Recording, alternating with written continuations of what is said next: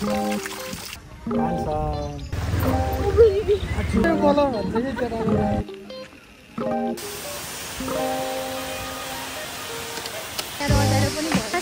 हुनुपर्ने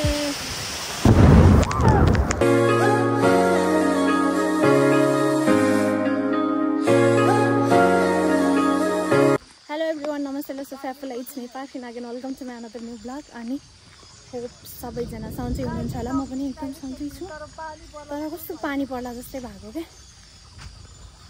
यो हो हाम्रो काली देवी मन्दिर समथिङ लाइक द्याट अस्ति भर्खर उद्घाटन भएको के अनि हामी चाहिँ आज जाँदैछौँ फुङफुङे झरना तर कस्तो पानी पर्ला जस्तो भएको छ बाटो एकदम अफरोड छ आई डोन्ट नो गई हुन्छ कि हुँदैन दाइ चाहिँ माथि बजारमा हुनुहुन्छ अनि यहाँनिर चाहिँ हामी पानी खाएर त्यसरी चलाउँथ्यो यहाँनिर भगवान चाहिँ आजकल पनि रहेछ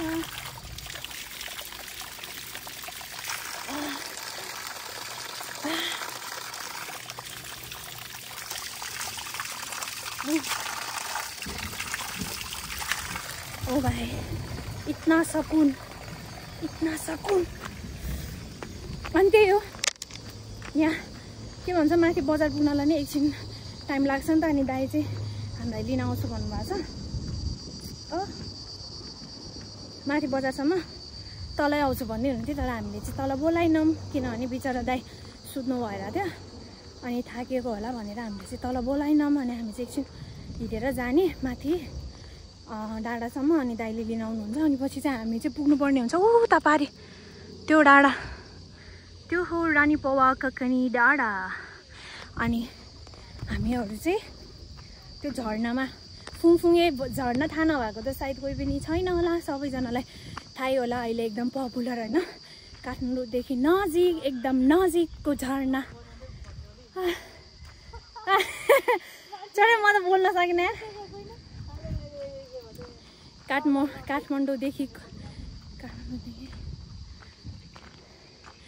काठमाडौँ राजधानीदेखि नजिकको दूरीमा रहेको हाम्रो फुङफुङे झरना चाहिँ उता पारि छ हाम्रो गाउँदेखि चाहिँ हिँडेर गयो भने सायद यहाँबाट लाग्छ होला समथिङ 2.5 घन्टा त्यस्तै लाग्छ होला तर हामी चाहिँ हिँडेर जान सक्दैनौँ त्यही भएर माथि गएर दाइसँगै बाइकमा जानेछौँ ल त्यही हो भन्दै यता हाम्रो यो केटी चाहिँ व्यस्त छ ओ माइ गड यता फर्केर नाच्छ है तेरो थोप्स देखा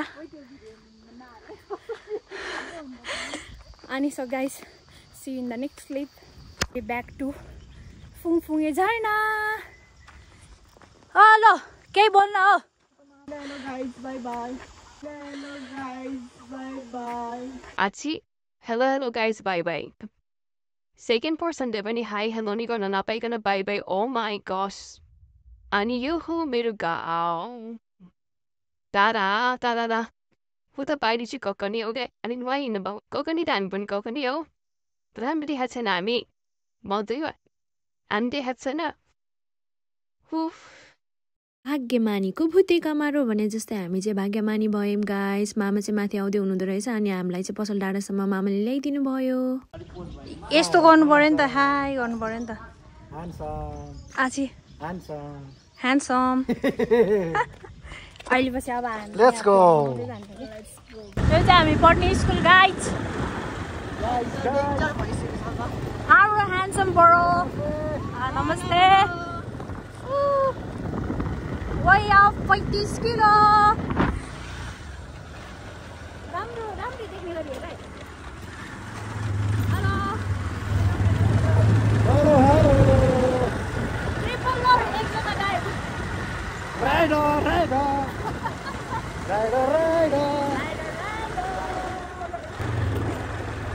यो चाहिँ चिप्ले भिरो गाइस भन्दै खै त्यो चिप्ले भिरो गाइस यो चिप्ले भिरो या प्लास्टिक गर्छ के ए हो चिप्ले भिरो प्लास्टिक गर्छ यो हो चिप्ले भिरो प्लास्टिक गर्छ यहाँ चाहिँ हाम्रो एकदम शक्तिशाली भगवान हुन्छ this is way of Phungphunge झरना guys say something in English, in today English, okay? Bato, oh my god. Rider on the Rider. Yes. Oh, it's a dangerous road. You can like wait. How can you pronounce also? Already कति वर्ष भयो? यसो बाइकले 7 years भयो। त्यो बाइकले नै बाइकको पुरै छोड्यो। अब गाडी चलाउन थालेपछि full of experience. Oh, more than 20 years. More than 20 years. Yes. Oh my god. All the vehicles, motorcycles, almost 20 years. दामी हो नि एक्सपिरियन्स। हामी यहाँ स्कुटी माथि उकालो लान सक्छ तर ओह्रालो ल्याउन सक्दैन। स्कुटी पाइन्छ के त।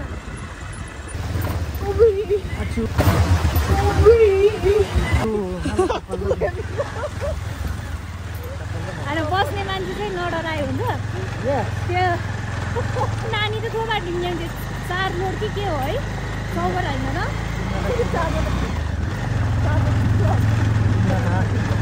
हान्दिन नै हो?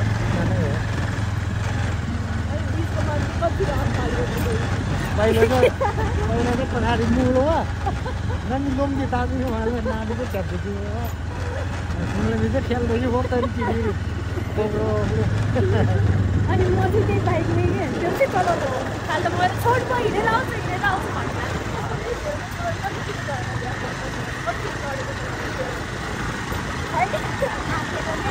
बाइकमा डराउँदो रहेछ क्या।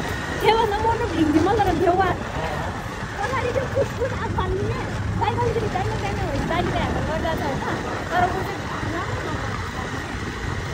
म च्याप्प भएर रोँदैछु दामी रहेछ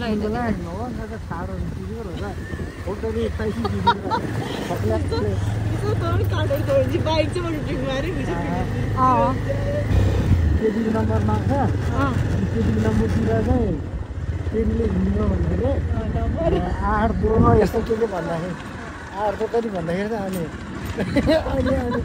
त्यसले बुझ्दैन क्या इङ्ग्लिसमै बोलो भन्छ कि केटाले लाग्छ इंग्लिश में बोलो हिंदी चाहिँ आउँदैन लास्टमा फेरि इंग्लिशमै बोलो इङ्ग्लिसमा बोलो होइन लास्टमा इङ्ग्लिसमा चाहिँ कति हो भने भन्छ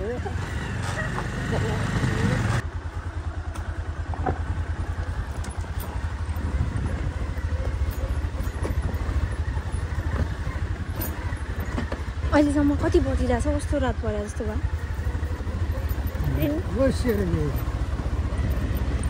अहिले चाहिँ गाई जम्मा 3 बजिरहेछ भर्खर 3 बजिरहेछ तर अनि कस्तो पानी पर्न ला भएर रात पर्न आँट्यो oh my God Yes. How are you feeling right now? बाटो चाहिँ यस्तो It is awesome. Oh. Because this is off-road. Off-road. That's why I feel awesome. Yes. So guys, हामी चाहिँ अलरेडी यहाँ फुङफुङे झर्ना आइपुग्यौँ। यो चाहिँ कुदिसक्यो यहाँ तलतिर। अब हामी चाहिँ तल फुङफुङे झर्नातर्फ लाग्नुपर्ने हुन्छ। यहाँनिर चाहिँ अब यो स्टेट केसहरू चाहिँ ओल्डेर जानुपर्ने हुन्छ।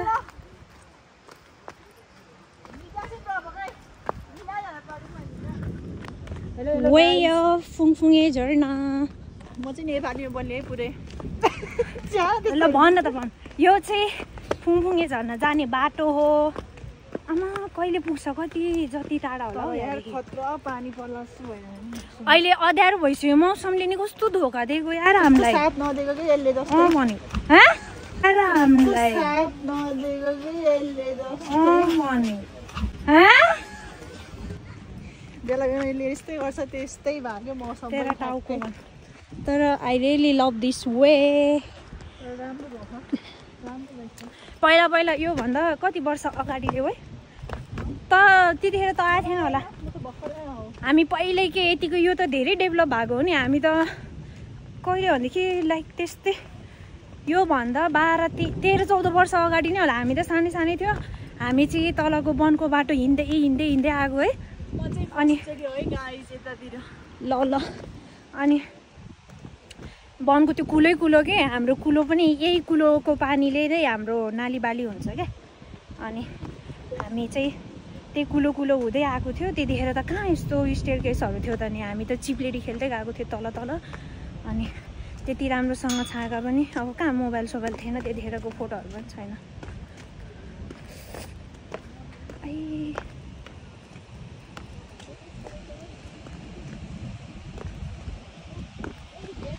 आइपुग्यो रहेछ त यो हो फुङफुङे झरना।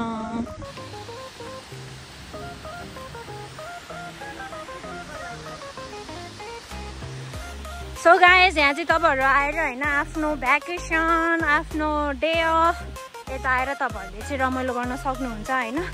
यो हो हाम्रो ककनी नुवाकोट। तपाईँहरू चाहिँ यहाँ काठमाडौँदेखि रानी पवाको बस चढेर त्यहाँबाट यु क्यान वक चाहिँ भन्न सक्दिनँ, अलिकति टाढै छ होइन। तपाईँहरूको आफ्नो प्राइभेट के भन्छ बाइक अथवा केही गाडीहरू भयो भने चाहिँ गाडी पनि खै आउन त आउँछ होला, त्यस्तो अफरोड भनेर त्यस्तो नराम्रो पनि छैन रहेछ।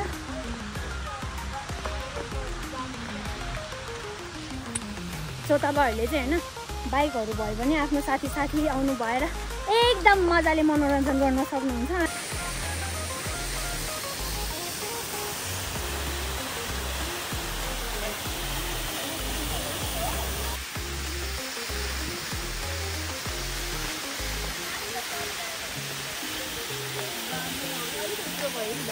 सो गाइस हामी चाहिँ अलरेडी फुङफुङे झरना यहाँ तल चाहिँ एकदम डेन्जर छ होइन। हामी पहिला आउँदाखेरि चाहिँ यहाँ तल आएको हो क्या। हामी चाहिँ उता माथि 35 किलोदेखि आएको। सो गाइस अब हामीहरू चाहिँ घरतिर लाग्नुपर्ने हुन्छ। अँध्यारो पनि भयो क्या, तर खासै अँध्यारो हुनुपर्ने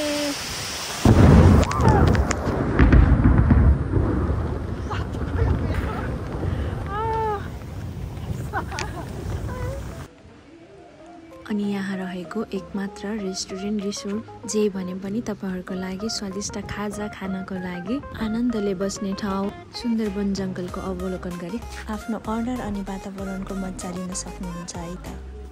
कतिपय कुराहरू चाहिँ राम्रोसँग क्याप्चर गर्न पाएन साथीहरू, त्यही तपाईँहरूले देख्नु नै भयो होला। मौसम गडबडीका कारणले हामीलाई चाहिँ मौसमले धोका दिनुभएको थियो।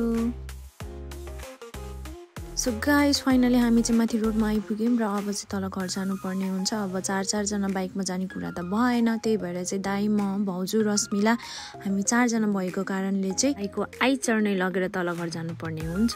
भन्दै आजको मेरो ब्लग चाहिँ यति नै।